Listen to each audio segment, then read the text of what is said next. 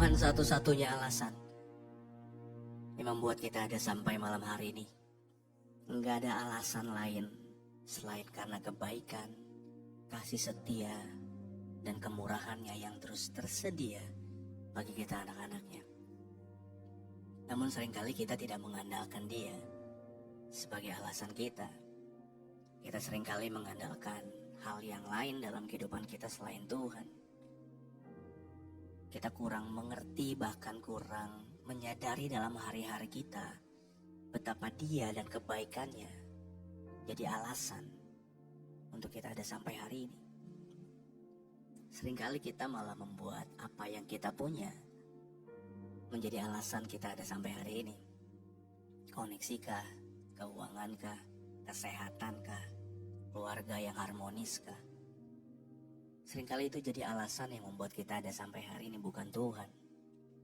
Malam hari ini biar kita kembali menyadari bahwa Tuhanlah alasan dalam kehidupan kita. Alasan kita ada, alasan kita hidup sampai hari ini.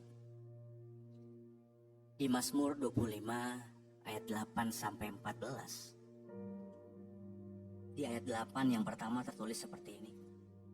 Tuhan itu baik dan benar, sebab itu Ia menunjukkan jalan kepada orang yang sesat.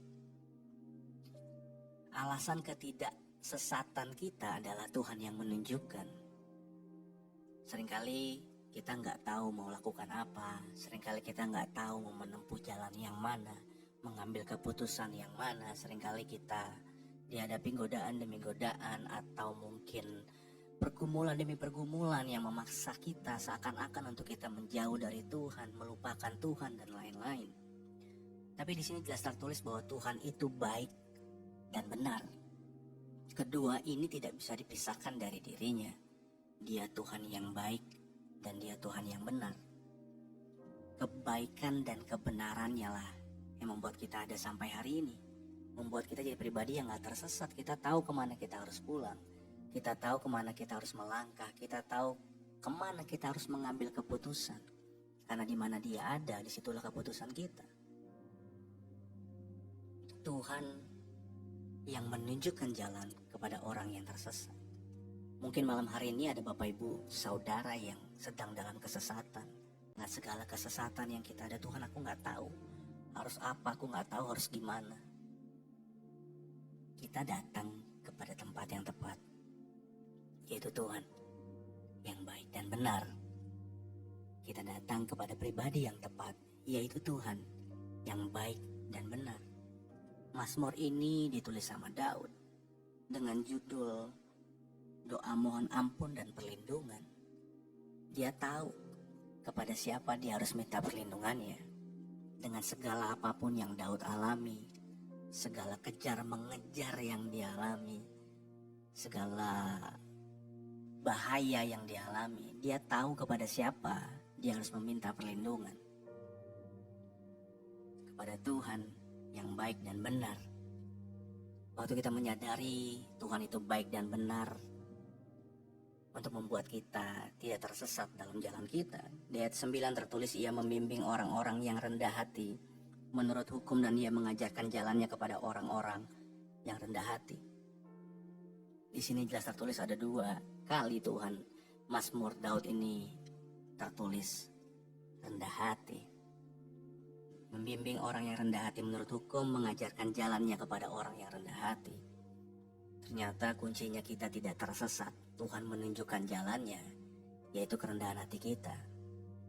Seringkali kesombongan kita lah yang membuat kita tersesat. Aku bisa sendiri. Aku bisa jalanin ini semua sendiri. Aku mampu kok. Kayak gini mah gampang, aku udah pernah ngelewatin kemarin. Berdasarkan apa yang kita rasa kita bisa, sehingga kita akhirnya ada dalam kesesatan. Karena kita hidup dalam kesombongan, tidak dalam kerendahan hati. Ngomongin kerendahan hati, berbicara tentang kerendahan hati, berbicara tentang hati yang sungguh menyadari bahwa tanpa Tuhan, aku gak bisa. Tanpa Tuhan aku gak bisa. Makanya ketika kita berkata tanpa Tuhan aku nggak bisa, tanpa Tuhan aku nggak mampu, di situ Tuhan membimbing dan mengajarkan jalannya. Makanya kalau hari-hari ini kita seringkali bertanya Tuhan ini harus gimana dan lain-lain, gimana. Ternyata kuncinya cuma satu, kerendahan hatilah. Kerendahan hati kita lah yang membuat Tuhan membukakan jalan, yang membuat Tuhan menunjukkan jalannya. Selain kerendahan hati, di ayat 10 tertulis segala jalan Tuhan adalah kasih setia dan kebenaran bagi orang yang berpegang pada perjanjiannya dan peringatan-peringatannya. Jalan Tuhan adalah kasih setia dan kebenaran bagi dia yang berpegang pada perjanjian dan peringatan-peringatannya.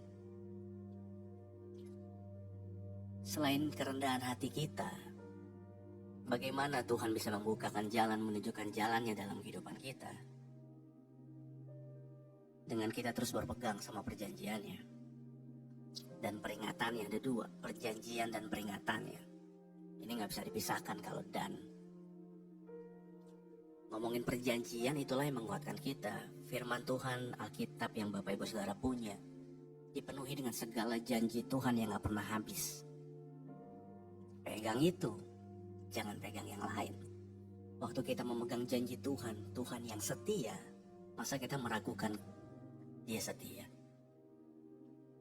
Waktu kita memegang janji Tuhan, Tuhan Allah yang memenuhi keperluan dan kebutuhanku menurut kekayaan dan kemuliaannya, masa kita takut akan apa yang kita bisa makan, akan apa yang kita bisa minum? Waktu kita pegang janji Tuhan, itu mendatangkan kekuatan bagi kehidupan kita. Tapi selain janji Tuhan yang menguatkan, kita juga harus pegang sama peringatan-peringatannya. Jangan ini, jangan lakukan ini. Seringkali kita hanya pegang janji Tuhan tapi lupa peringatannya. Tuhan katanya Tuhan setia, tapi kita ngelakuin hidup kita yang sembarangan. Kita mengabaikan peringatannya, nggak bisa. Perjanjian dan peringatannya harus berjalan bersamaan. Ketika kita memegang janjinya Tuhan, kita juga harus hidup di peringatan demi peringatan yang Tuhan kasih. Apa yang Tuhan ingatkan dalam kehidupan kita, apa yang Tuhan tuntun dalam kehidupan kita untuk kita, yuk jangan pilih jalan yang ini nak, jangan lakukan ini nak. Ketika kita memilih menerobosnya dan akhirnya kita mentok, seringkali kita malah menyalahkan Tuhan. Padahal itu diawali sama kitanya yang tidak dengar-dengar akan peringatannya. Percayalah akan janji Tuhan dan juga peringatannya, peganglah itu dan tetaplah ada di sana. Karena jalannya kasih setia dan kebenaran. Lalu ayat 11 tertulis, oleh karena namamu ya Tuhan, ampunilah kesalahanku, sebab besar kesalahan itu. Sebab besar kesalahan itu. Daud jadi pribadi yang berkenan buat Tuhan, bukan karena dia gak pernah bikin salah, bukan. Tapi karena dia tahu, sungguh menyadari bahwa hidupnya ada dalam hidup demi pertobatan dalam hari-harinya. Dia tahu oleh karena namamu ya Tuhan, ampuni dosaku. Setiap hari dalam kehidupan dia tahu dengan kesalahannya. Apakah kita menyadari bahwa hari-hari kita seringkali gak ngelepas dari kesalahan? Untuk itu kita harus menghidupi pertobatan demi pertobatan hari demi hari. Karena nama Tuhan, nama Yesus. Sehingga ketiga hal ini jadi pintu di mana Tuhan bukakan, jalan di mana Tuhan akan kasih tahu sama kehidupan kita. Ketika kita ada dalam kerendahan hati untuk tahu dan menyadari bahwa Tuhanlah alasannya, bukan apa yang aku punya. Tuhanlah yang menguatkan, bukan karena kakiku yang kuat, bukan karena apa yang aku punya. Sehingga kita tidak hidup dalam kesombongan demi kesombongan. Dan kita berpegang akan janjinya Tuhan, berpegang akan setiap janji demi janjinya yang tersedia dalam firman-Nya. Di dan juga tidak meninggalkan peringatan demi peringatannya. Dan kita juga menghidupi hari demi hari dengan pertobatan demi pertobatan. Karena tahu bahwa hidup kita, goalnya, tujuannya adalah keserupaan dengan Dia. Itu bisa dicapai dengan menghidupi pertobatan demi pertobatan dalam hari kita. Sehingga ayat 12 sampai 14. Tak tulis ayat 12, siapakah orang yang takut akan Tuhan, kepadanya Tuhan menunjukkan jalan yang harus dipilihnya. Tuhan akan menunjukkan jalan bagi Bapak Ibu Saudara. Ayat 13, orang itu sendiri akan menetap dalam kebahagiaan dan anak cucunya akan mewarisi bumi. Menetap dalam kebahagiaan, tinggal dalam kebahagiaan. Bukannya hari ini bahagia besok enggak, hari ini bahagia ntar sore enggak. Tapi menetap dalam kebahagiaan. Bahkan bukan cuma kita yang menetap, tapi anak cucu kita juga menetap dalam kebahagiaan yang Tuhan kasih. Sehingga ayat 14, Tuhan bergaul karib dengan orang yang takut akan Dia, dan perjanjiannya diberitahukannya kepada mereka. Bergaul karib. Betapa enaknya hidup kita ketika kita bergaul karib dengan Tuhan. Nggak ada yang rahasia lagi. Kita punya teman dekat, kita pasti tahu apa yang dia pikirkan. Kita tahu apa yang dia mau. Kita tahu apa yang akan dia katakan kalau kita ngelakuin ini dan itu. Dalam kedekatan, di situ ada pengenalan. Dan akhirnya 3 ini yang kita dapatkan lewat tadi ya, kerendahan hati, berpegang sama janji dan peringatan Tuhan, hidup dalam pertobatan demi pertobatan, yang akan kita lihat jalan Tuhan akan bukakan dan tunjukkan.